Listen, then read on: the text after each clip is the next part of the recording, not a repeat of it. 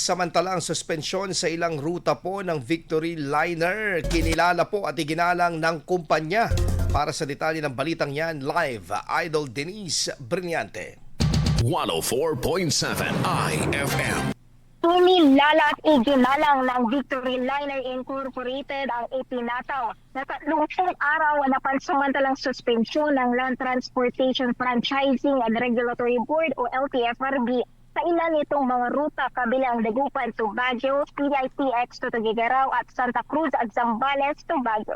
Sa inilabas ng opisyal na pahayag ng kumpanya, sinabi nitong patuloy silang nakikipagtulungan sa mga otoridad habang isinasagawa ang investigasyon at pagsusumite ng mga kinakailangang dokumento kaugnay ng naganap na insidente. Humingi rin ng pangmanhin ang Victory Liner sa mga pasahero at komunidad na maapektuhan ng pansamantalang suspensyon ng kanilang operasyon.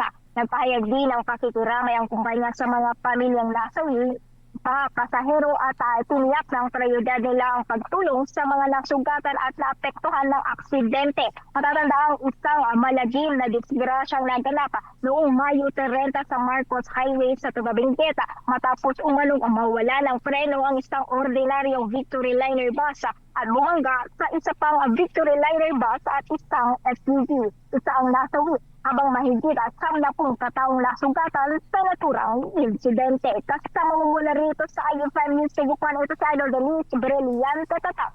IFM! IFM News. IFM News. IFM News.